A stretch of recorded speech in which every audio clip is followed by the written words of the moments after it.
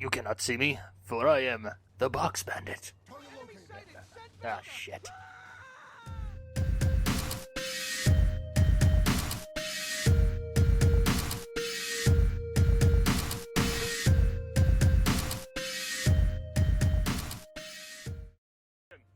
I've always wondered how much money was waiting to be thrown at the Metal Gear series if it ever came to PC.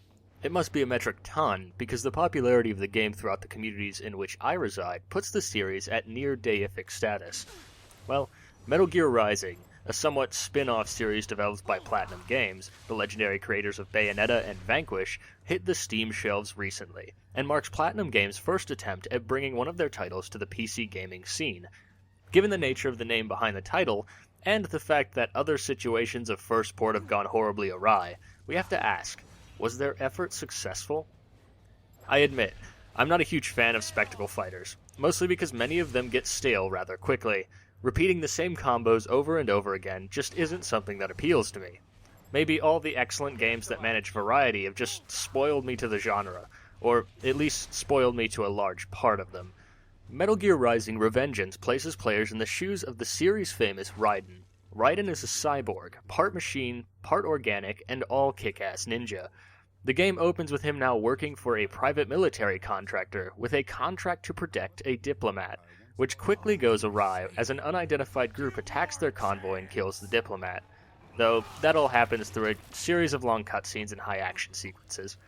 The story itself is fairly mundane in scope.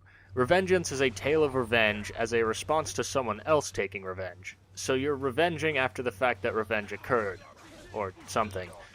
Regardless, the story unfolds in typical Metal Gear fashion, through long, fantastic-looking cutscenes that throw more dialogue than a small novella at the player in a matter of minutes.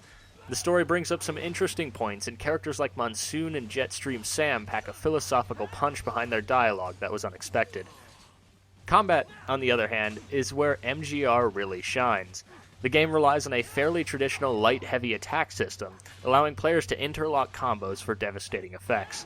The newest addition to the fighter system is introduced with the game's Blade Mode, which allows players to directly control the radial direction of their attacks and to cut enemies into a slew of tiny bite-sized pieces. The mechanic plays a huge role within fighting, allowing players to absorb health and energy from enemies or open up bosses for devastating combo attacks. As is tradition with the Metal Gear titles, the game's bosses are equally crazy and philosophical, making killing them a battle of wits as well as one of swords. The epic clashes between Raiden and the bosses combine the game's fighting mechanics fantastically, mixing well-timed block and parry moves with spectacular combo attacks and the use of Blade Mode to counter attacks and open up more weaknesses. The personalities are phenomenal, and each boss is so remarkably different in fighting style that it was a constant pleasure to see what the next foe would bring to the table. On the more technical side, I would like to put forth that Platinum Games did a remarkable job with the controls. Strangely enough, MGR is the first spectacle fighter that I have actually preferred using the keyboard and mouse over a gamepad. The controls are tight and responsive, and after a little experimentation with how Blade Mode functioned with the mouse, I was accurately slashing through people and objects alike with surgical precision. The gameplay alone is enough for a pretty great time, and in combination with the pleasing aesthetic and the rockin' soundtrack, the experience is genuinely awesome. Unfortunately, the game does have a few issues. Though I personally did not experience any game-breaking bugs, a few more annoying ones did reel their heads at times. For one, there's a bug that prevents the player from completing the final QTE sequence with the last boss, resulting in constant failure. While there are workarounds and a patch is, from what I understand, in the works, the bug was a bit annoying to deal with. The camera also proved problematic, especially when fighting larger enemies. While certainly not a new issue to the spectacle fighter genre of games, it is still a relatively annoying one. The game also only supports some resolutions, which has proven an issue for some customers. Thankfully, Durante, the famous creator of DSFix and other useful mods, has released a mod that fixes the 1080p resolution lock on the game, so if you find it necessary, grab that. All in all, especially for a first-time porter, Platinum Games has done an excellent job of bringing the over-the-top fighter to the PC platform.